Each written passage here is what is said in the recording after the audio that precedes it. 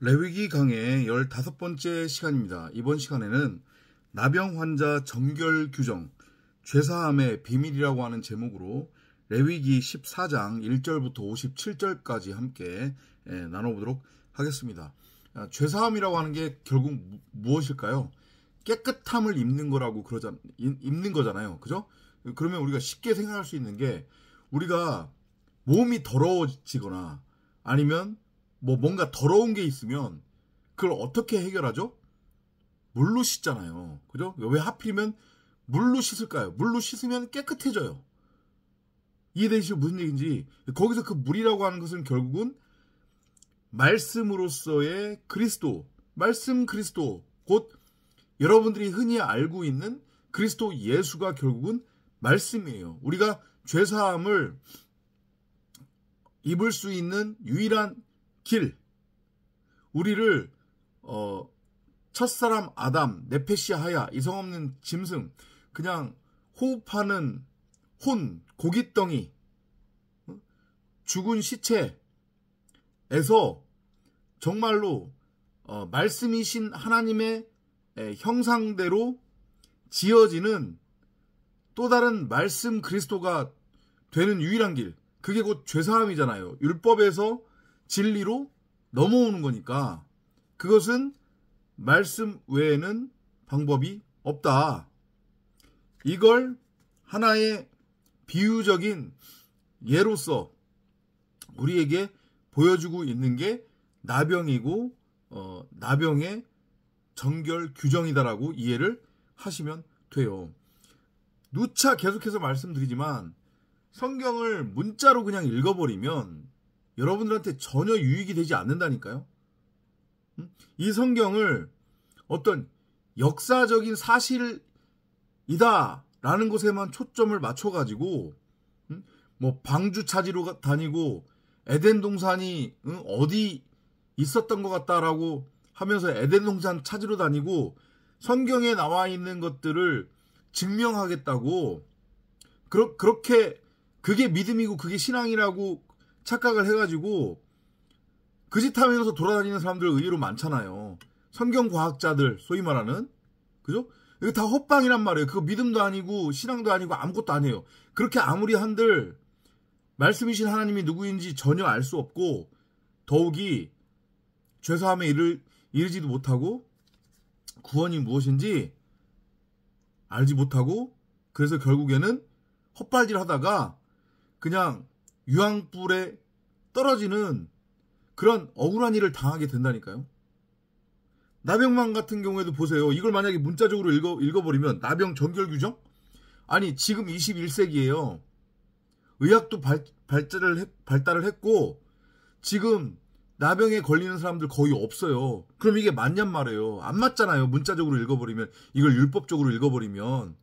그러면서 한다는 얘기가 이해가 안 되니까 시대 상황에 따라서 각기 다르게 해석하고 적용하면 된다? 이런 헛소리들을 하는 거예요. 성경의 시제는 항상 현재입니다. 그 시대를 살아가는 그 사람들에게 전능자 말씀이신 하나님이 주는 복음의 메시지란 말이에요. 이게 시대에 따라서 다르게 적용되고 해석될 일이 아니란 말이에요. 그러면 세대주의에 빠지는 거예요. 뭔 소리인지 이해되죠? 성경은 오직 창세기부터 계시록까지 진리만을 말하고 있어요. 나병도 같은 맥락으로 여러분들이 이해를 하시면 돼요. 나병은 한마디로 얘기하면 뭐예요? 피부병이잖아요. 피부병. 그죠? 우리 각자가 바울의 얘기대로, 그리고 예수가 물길로 나온 여인에게 했던 말처럼 그 전까지는, 이제까지는 예루살렘에서 예배를 드리네, 어디서 예배를 드리네 하면서 종교적 행위로서의 우상숭배, 곧 하나님을 내 안이 아닌 내 밖에 세워놓고 섬기는 그걸 예배라고, 그죠? 율법을 열심히 행위로 행해서 땅의 소산을 수확하고 그 수확한 땅의 소산으로 하나님을 섬기겠다고 하는 것, 그건 예배가 아니라고 그러잖아요. 그죠? 신령과 진정으로 예배를 드리는 때가 올 때니 바로 이때라. 바로 나 자신을 하나님 앞에 산제물로 드리는 그 영적 예배, 산제사, 그게 바로 믿음이고 신앙이고, 그게 바로 창세기 1장 1절대로, 창세기 1장 27절대로 말씀이신 하나님의 형상대로 나아진 독생자 말씀 그리스도로서의 우리 각자인 성도 에클레시아를 의미한단 말이에요. 근데 그 단계로 넘어가기 전까지는 우리 90억 각 사람은 첫사람 아담, 네페시 하야, 이성 없는 짐승, 그냥 호흡하는 혼, 고깃덩이에 불과하단 말이죠. 이건 흠 있고 점 있는 재물이에요. 각자가 나는 무엇이 선이고 무엇이 악인지 그 차이를 분별할 줄 안다는 착각에 빠져서 내 보기에 옳은 대로 내 멋대로 내 소견대로 규정하고 정의한 그 선과 악을 마구잡이로 휘두르면서, 그건 인간이 규정하고 정의하는 선악의 율법은 지극히 자기 중심적이고 상대적이며 이기적인 거라고 했잖아요. 그죠? 그러니까 공정과 정의를 외쳐요. 근데 그 인간 각자가 규정하고 정의해서 자기 말로 가지고 있는 그 선악의 율법은 다른 사람들에 대해서는 정말로 아주 냉혹하리만큼 눈물 한 방울 나지 않을 만큼, 바늘로 찔러도 들어가지 않을 만큼의 냉철한 잣대를 들이대서 다른 사람들을 정죄하고 판단하고 심판한단 말이에요. 하지만 자기 자신한테는 정작 상당히 관대해요. 이해되죠? 그런 무엇이 선이고 무엇이 악인지 차이를 분별할 줄 안다는 착각에 빠져있는, 선악나무로 서있는 그 나라고 하는 존재, 선악의 주체, 흉내를 내고 있는 나라고 하는 겉사람, 육체, 육신의 생각, 하나님처럼 된다고 하는 것의 의미를 내 멋대로 선과 악을 규정하고 정의해서 이걸 행위로 행하고, 또 다른 사람들을 정죄하고 판단하고 심판하며 다른 사람들에게 지적질하고 선생질하는 것, 그것이 하나님의 선이고 그것이 하나님처럼 된 것이라고 착각에 빠져있는 나라고 하는 육체, 육신의 생각으로서의 겉사람이 바로 나병에 걸린 나병 환자란 말이에요. 그러면 그 나병에서 회복되기 위해서는, 그 나병이라고 하는 더러운 죄로부터 깨끗함을 얻기 위해서는, 죄사함을 얻기 위해서는 어떻게 돼야 되냐? 그 흠투성이인 그 나라고 하는 육체, 육신의 생각이 반드시 죽어야 될 거 아니에요. 십자가를 통과해서 죽어야 된단 말이에요.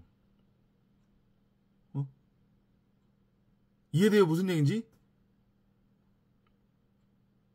그 짐승인 내가 여섯의 상태에 여전히 머물러 있는 짐승의 상태인 내가 바로 나병에 걸린 거니까, 나병 환자인 나라고 하는 짐승은 제단에 들여져서 제단에서 죽임당하고 태워져야 한단 말이에요.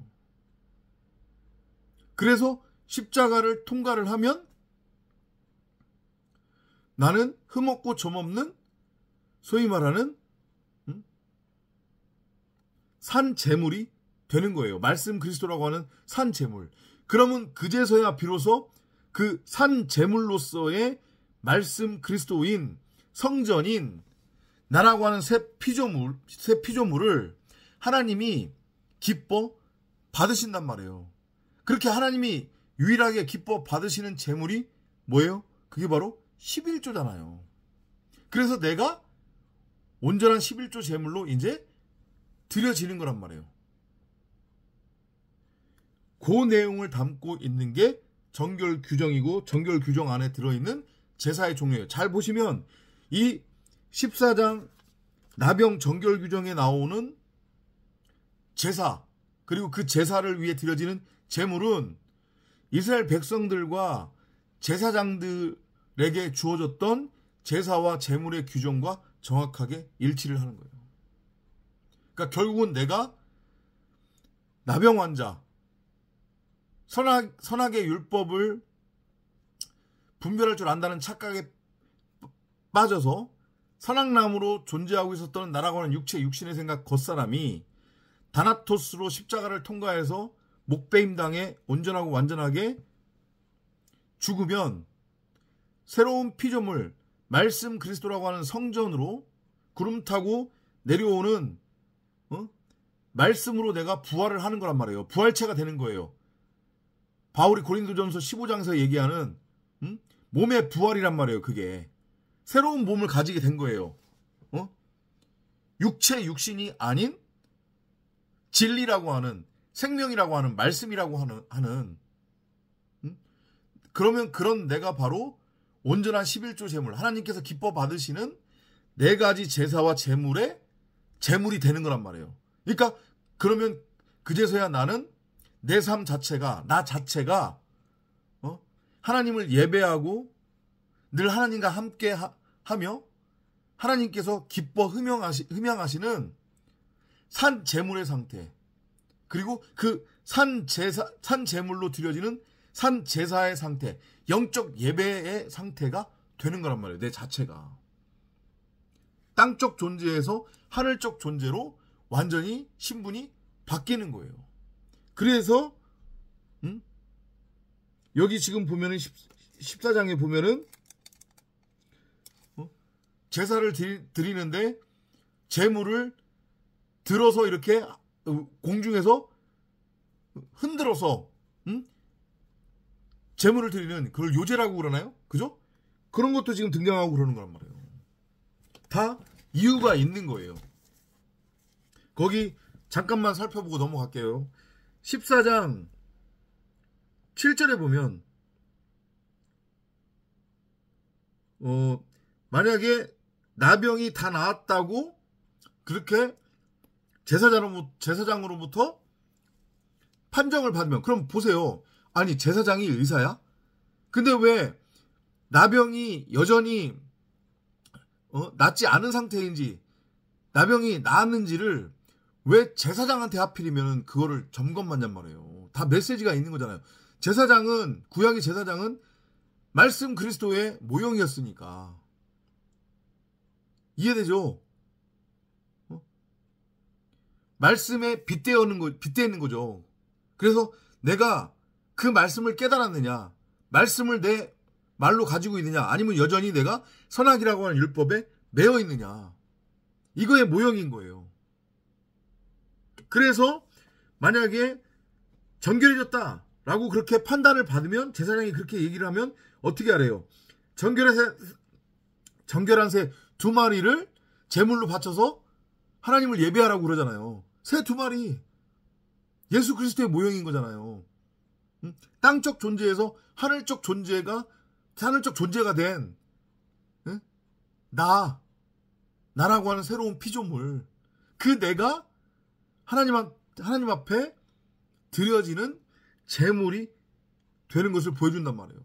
그리고 거기 보면은 우슬초도 등장을 해요. 그리스도의 모형이잖아요. 제물이. 이해되시죠? 그리고 거기 보면 또 8절에 가서 보면 그렇게 해서 장막 밖에 1회를 머물라고 그런단 말이에요. 또 하필이면 7일이에요. 7. 완성이죠. 완성. 7로 채워져야 되는 거예요.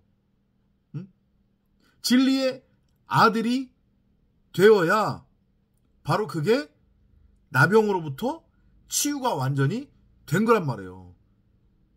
선악이라고 하는 율법에 매어 있었던 나라고 하는 육신의 생각이 십자가를 통과를 해서 비로소 죄사함을 얻게 되는 거란 말이에요.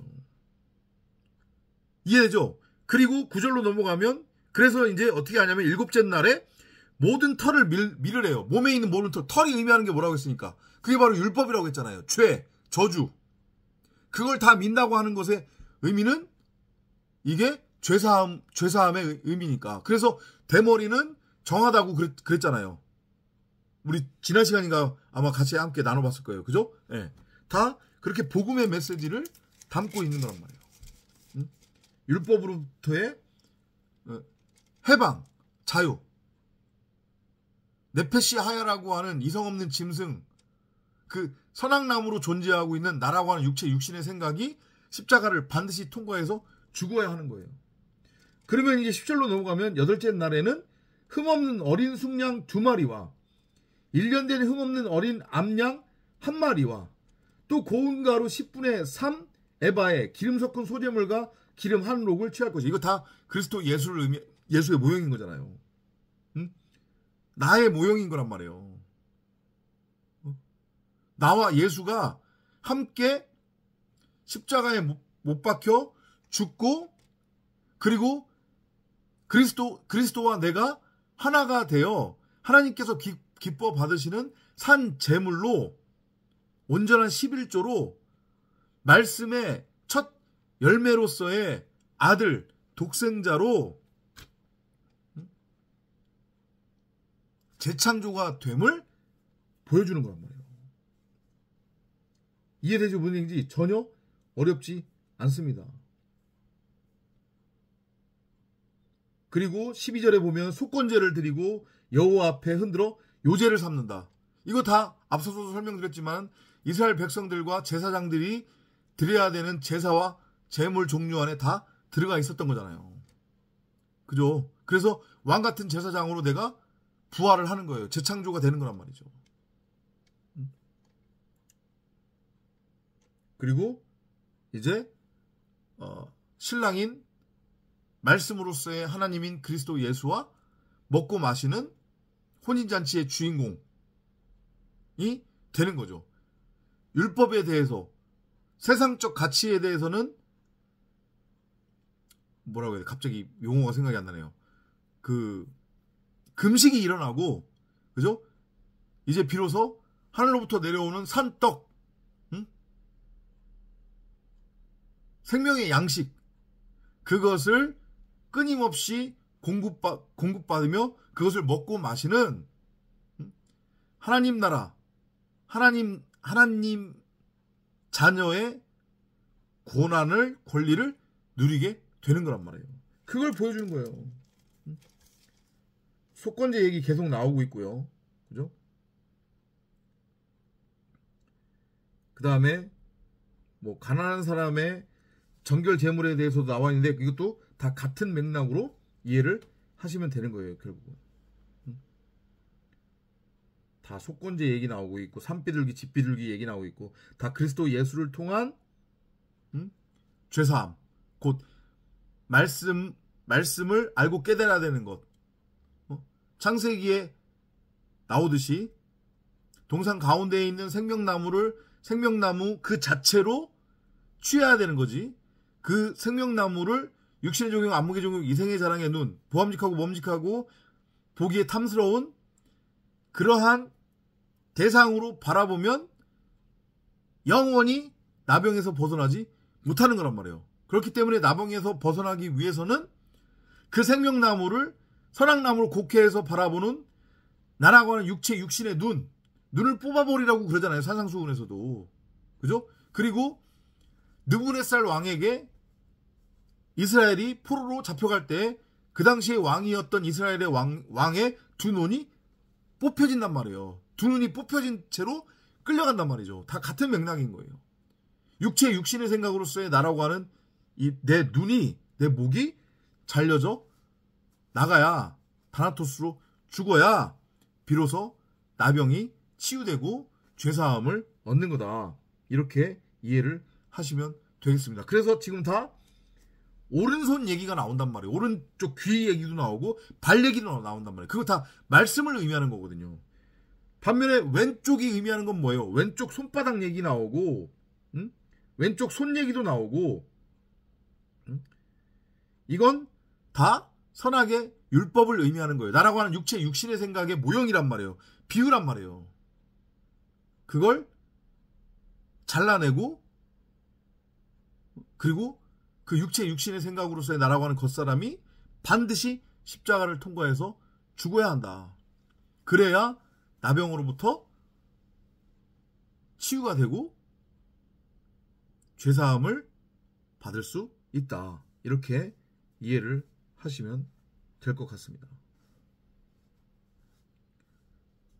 그 다음에 뭐 건물에 생긴 나병 색점, 이것도 보면 같은 얘기인데 갑자기 건물에 나병이 걸릴 수가 있어요. 그죠? 그러니까 이것도 비유적으로 생각해야 되는 거죠. 건물은 결국은 성전을 의미하는 건데 그 성전은 우리의 모형인 거잖아요.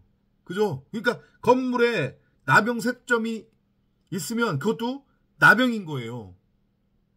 성전으로서의 내가 나병에 걸린 거죠. 그걸 비유적으로 보여주고 있다라고 그 33절부터 53절도 이해를 하시면 될 것 같아요. 57절까지 그게 이어지는구나. 그죠? 57절까지. 뭐 내용은 긴데 다 그렇게 복음적으로 이해를 하시면 될 것 같습니다. 결국은 그 나병 색점이 보이는 건물이나 물건들 같은 경우에도 다 7번 피를 뿌려서 씻겨내고 그 다음에 흐르는 물에 씻겨내고 다 이런 얘기 나온단 말이에요. 지금 보면은 뭐예요 그게? 성전으로서의 내가 엉뚱한 신의 집 노릇을 하고 있어요. 거기서 신이라고 하는 건 뭐예요? 육신의 생각으로서의 율법의 집 노릇을 이제까지 하고 있었잖아요. 마귀 사탄의 귀신의 군대 귀신의 집 노릇을 하고 있었으니까 당연히 내가 나병이 걸린 거죠. 나라고 하는 그 건물, 성전, 그리고 그 하나님의 말씀을 담아야 하는 그 그릇, 하나님을 예배하는 재물을 담아야 하는 그 그릇으로서의 내가 그러니까 깨끗함을 입어야 될 거 아니에요. 그죠? 마찬가지로 말씀 그리스도를 통해 나라고 하는 육신의 생각이 겉사람이 십자가를 통과를 해서 죽어야 나병에서 치유될 수 있다. 그러한 메시지로 14장 나병 정결 규정을 이해하시면 될 것 같고 그래서 제가 오늘 제목을 죄사함의 비밀이라고 그렇게 붙인 거란 말이에요. 다시 한번 말씀드리지만 14장 내용이 상당히 길어요. 그죠? 1절부터 57절까지 있는데 복음적 메시지로 이해를 하시면 되고 이거를 그냥 문자적으로 과거 이야기로 그렇게만 읽어버리면 전혀 여러분들한테 유익이 되지 않는다. 나에 관한 이야기고 현재 우리에게 주시는 복음의 메시지다. 우리가 바로 나병에 걸린 나병 환자다. 그럼 나병이라고 하는 건 뭐냐? 오늘의 결론입니다. 나는 무엇이 선이고 무엇이 악인지 그 차이를 분별할 줄 안다는 착각에 빠져서 예수의 표현을 빌리자고 하면 내 눈에 들보는 보지 못하고 다른 사람들의 눈에 들보를 보면서 그것을 지적질하고 정죄하고 판단하고 심판하면서 공정이니 상식이니 정의니 이런 거를 외치는 거예요. 나는 온갖 못된 짓 다 하면서 근데 나는 나 자신에 대해서는 나름대로 이유가 있고 변명이 있단 말이죠. 나에 대해서는 관대하게 그 선악의 율법을 적용하는데 다른 사람들한테는 처절하니만큼 그 선악의 율법을 들이대서 다른 사람들을 정죄하고 판단하고 심판하는 게 바로 나병이란 말이에요. 그 나병으로부터 벗어나기 위해서는 내 육신의 생각이 반드시 십자가를 통과해서 죽어야 된다. 이걸 명심하시기 바랍니다. 아울러서 여러분들 스스로가 나는 지금 나병 환자인지 나병에서 치유된 정결함을 입은 새로운 피조물인지 스스로 점검해 보시기 바랍니다. 다음 시간에 또 찾아뵙도록 하겠습니다. 안녕히 계십시오.